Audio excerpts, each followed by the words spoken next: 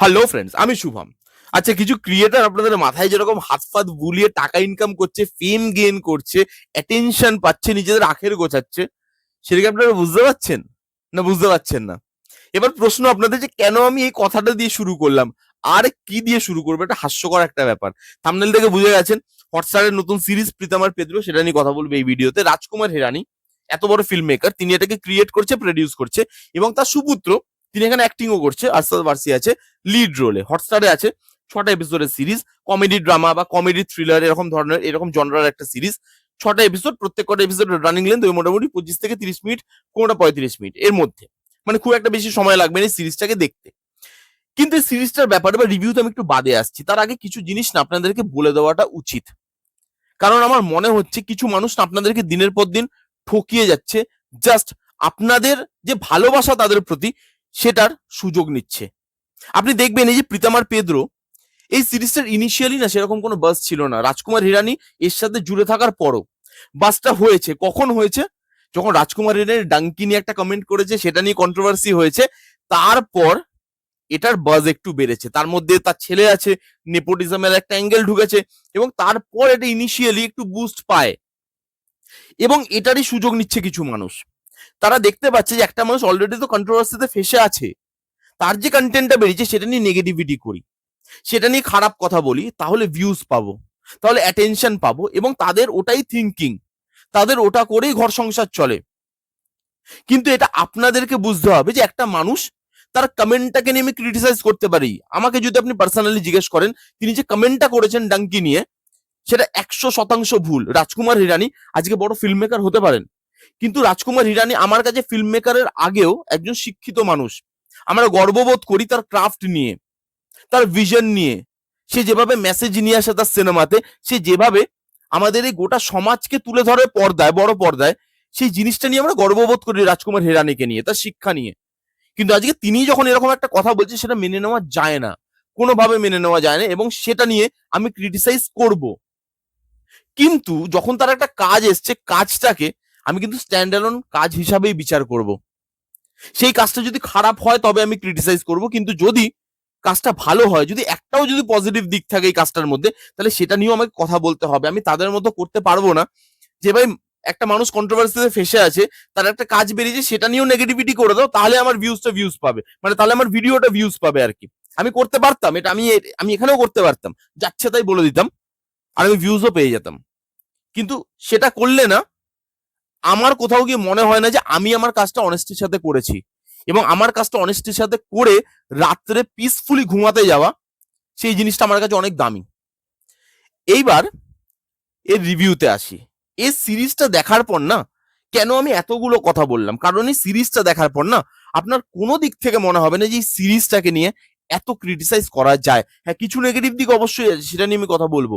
কিন্তু যে হারে নেগেটিভিটি হচ্ছে, জাস্ট কেউ না দেখে না বুঝে অন্য কারোটা শুনে শুনে অনেকে কথা বলছে এটা নিয়ে, এবং ম্যাক্সিমাম ভিউজ পাওয়ার জন্য, সেটা এই সিরিজটা ডিজার্ভ করে না। কেন আমি এই কথা বলছি? সিরিজটা দেখলে, রিভিউটা শুনুন, তারপরে সিরিজটা দেখবেন, আপনি বুঝতে পারবেন। এবার কাজের কথায় আসি। প্রথমে গল্প বলি, তারপর পজিটিভ দিক নেগেটিভ দিকে আসছি। এখানে গল্প দেখানো হচ্ছে প্রীতম আর পেদ্রো বলে দুটো মানুষের। পেদ্রো যিনি একজন সৎ পুলিশ অফিসার, যে রোলটা প্লে করছে আরশাদ ওয়ারসি, তিনি সৎ, কিন্তু তার টেকনিক্যাল নলেজ খুব কম, মানে কম্পিউটার, ফোন, ল্যাপটপ এগুলোতে তিনি না ভয় পায়। তার খুব একটা মানে কমফোর্টেবল ফিল হয় না কম্পিউটারের মধ্যে কোনো কাজ করতে। তাকে আপনি চোরের পেছনে, ডাকাতের পেছনে দৌড়াতে বলুন বন্দুক নিয়ে, সে পারবে, বাট কম্পিউটারের কাছে ফেলে দিলে সে একদম অচল। সেই মানুষটাকে ট্রান্সফার করা হচ্ছে সাইবার ক্রাইমের মতো জায়গায়, যেখানে কম্পিউটার আর ফোন ছাড়া কোনো কাজই হয় না। উল্টো দিকে প্রীতম বলে একটা ছেলে, যে খুব ইন্টেলিজেন্ট, সে আবার টেকনিক্যালি খুব ওয়েল সাউন্ড করে, টেকনোলজিটা সে জানে। মানে মোটামুটি কম্পিউটারের সামনে তাকে যদি আপনি বসিয়ে দেন, 15 মিনিটে চোর ডাকাত ধরে ফেলবে। একটা কেস ঘটছে, একটা মন্ত্রীর ছেলে, বাচ্চা ছেলে কিডন্যাপ হয়ে যাচ্ছে, এবং একটা কেস এই দুটো মানুষকে, যারা একদম অপোজিট জায়গা থেকে আসছে, একদম বিপরীত জায়গা থেকে আসছে, এই দুটো মানুষকে এক করছে। কিভাবে তারা একসাথে আসছে, একসাথে এসে কিভাবে কিডন্যাপিং এর কেসটা সলভ করতে পারছে, এই নিয়েই এই গোটা সিরিজ। এবার যদি পজিটিভ দিক নিয়ে কথা বলি, দেখুন প্রথমত এর যে সোশ্যাল ইস্যু বা সোশ্যাল মেসেজ, সেটা আজকের দিনে খুব রেলেভেন্ট। আজকে দেখবেন আমাদের কাছে, আমাদের হাতে ফোন আছে, তার মানে আমরা ভাবি কি সারা জগৎ আমাদের হাতের মুঠোয়, খুব ইজি হয়ে যায় অনেক কাজ, কিন্তু আমরা ভুলে গেছি যে আমাদের লাইফটাও না খুব ওপেন বইয়ের মতো হয়ে গেছে। আমাদের লাইফের কোনো কিছু আর লুকানো নেই। একটা মানুষ সে যদি টেকনোলজি জানে, সে একটা ক্লিক করবে, আমার লাইফের সবকিছু, আমার পুরো 14 গোষ্ঠীর হিসাব তার কাছে চলে আসবে। এবং আমরা জিনিসটাকে যত ইজি মনে করি, আমাদের লাইফের ইনফরমেশন গুলোও তার কাছে ইজি। আমাদের ব্যাংক অ্যাকাউন্ট নাম্বার, আমাদের পার্সোনাল ডিটেলস, আমাদের প্রাইভেসি, সবকিছু সব সময় কেউ আমাদেরকে দেখছে ওই ফোন বা ল্যাপটপ দিয়েই। এবং সেই জিনিসটা আজকের দিনে খুব রিলেভেন্ট। আজকের দিনে দেখবেন মেসেজ আসতে থাকে যে এখানে ক্লিক করুন, এত অ্যাডস বেরিয়েছে যে ভাই ফ্রড কল, সেগুলোর থেকে বেঁচে থাকো। ব্যাংক থেকে অ্যাড বার করেছে যে কেউ ফোন করলে আপনারা এগুলোতে রিপ্লাই করবেন না। কেন বার করেছে? কারণ এই ফ্রড গুলো হয়, তাই জন্য বার করেছে। এই যে টেকনোলজি ইউজ করে মানুষের টাকা বা মানুষের রোজগার ধ্বংস করা হয়, মানুষের প্রাইভেসি নষ্ট করা হয়, সেগুলো নিয়ে কথা বলে। আবার দেখবেন আরেকটা ইস্যু ভালোভাবে উঠে আসে, এই যে বাচ্চা বাচ্চা ছেলে মেয়ে, একটা পুরো জেনারেশন ফোনের পেছনে পাগল। আমরা ছোটবেলায় মাঠে খেলতে যেতাম, মাঠ উঠে গেছে, জঙ্গল হয়ে গেছে, নাহলে মাঠগুলোকে পার্কিং বানিয়ে দেওয়া হয়েছে। তারা মাঠে খেলতে যায় না, ফোন নিয়ে বসে থাকে, ফোনে গেম খেলছে। গেম খেলার জন্য কত বাচ্চা ছেলে পেলে মারা গেছে আমরা দেখেছি, কিছুদিন আগে অব্দিও। সেই জিনিসগুলো এখানে উঠে এসছে। এবং এই সোশ্যাল ইস্যুগুলো না প্রত্যেকে জানা উচিত। এবং যেহেতু এই সোশ্যাল ইস্যুগুলো বাচ্চাদেরকে ঘিরে, এর মেকিংটাও সেরকম। সোশ্যাল ইস্যুগুলো যেরকম ভালো, তার পৌঁছানোর ওয়েটাও খুব ভালো। আমি এমন একটা সোশ্যাল ইস্যু দেখালাম যেটা বাচ্চাদের, কিন্তু তার মধ্যে অ্যাডাল্টরি রেখে দিলাম, বাচ্চারা দেখতেই পারলো না, তাহলে সেই সোশ্যাল ইস্যুটা বলার বা দেওয়ার মানে কি? এখানে সেই জিনিসটাই করা হয়েছে। খুব ভালো একটা হ্যাপেনিং না লুক অ্যান্ড ফিল দেওয়া হয়েছে, গোয়াতে বেস্ট।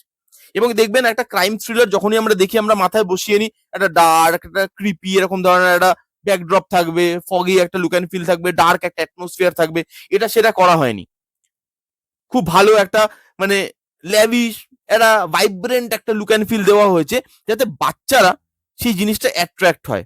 কমেডি অ্যাড করা হয়েছে যাতে সেটা বাচ্চারা এনজয় করতে পারে। এবং এত ভাইটাল ভাইটাল জিনিস যেভাবে কমেডি, ইমোশন এগুলোর মাধ্যমে বলছে, আপনার দেখতে ভালো লাগে। আপনি সবার সঙ্গে দেখে বসে কোথাও আনকমফোর্টেবল ফিল করবেন না।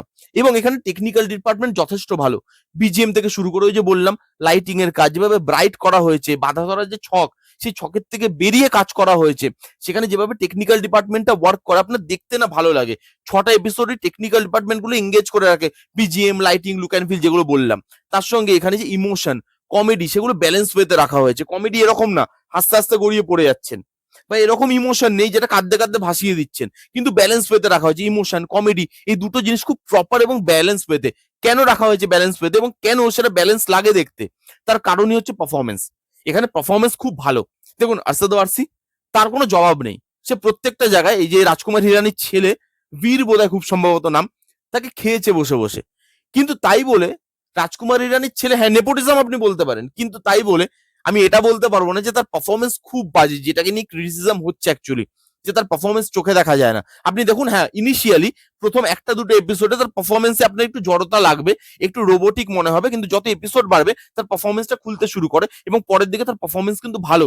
আরশাদ ওয়ারসি কাঁধে কাঁধ মিলিয়ে কাজ করার চেষ্টা করেছে এবং এই দুজনের কেমিস্ট্রিটা ওয়ার্ক করে। প্রত্যেকের পারফরমেন্স এখানে ভালো, মোনা সিং থেকে শুরু করে বাকি যারা যারা আছে, এই যে মন্ত্রীটা, তার ওয়াইফ যে কিডন্যাপ করছে, বিক্রান্ত মাসে আছে, বমান ইরানি আছে, ভালো ভালো অ্যাক্টর আছে এবং তাদের কাজও খুব ভালো।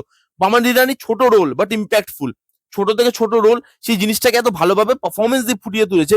বিক্রান্ত মাসে তার যে ক্যারেক্টার, সেই ক্যারেক্টারে যেভাবে লেয়ার আসছে, সেই ক্যারেক্টারটা যেভাবে চেঞ্জ হচ্ছে, সেটা টাইম পাচ্ছি আমরা সেই ক্যারেক্টারটার সঙ্গে জুড়তে, ইমোশনটার সঙ্গে জুড়তে। তার সঙ্গে এখানে পুলিশরা কিভাবে কাজ করে, এই যে পুলিশরা হয়তো অনেক ফাস্ট কাজ করতে পারে, কিন্তু আমরা তাদেরকে মানে আমরা মানে কি আমার মানে পুলিশের ওপরের তলার যারা আছে, আমি আমরা বলে দিয়েছি, পুলিশের ওপরের তলায় যারা আছে, তারা তাদেরকে অত ফাস্ট পেস কাজ করতে দেয় না।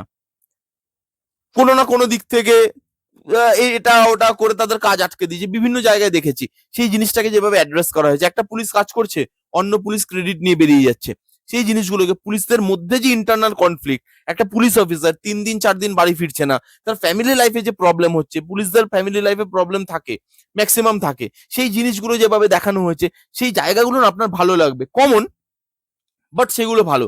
হিউমার ইউজ করা হয়েছে, হিউমার গুলো স্মার্ট, মানে স্মার্টলি জিনিসটাকে প্রেজেন্ট করা।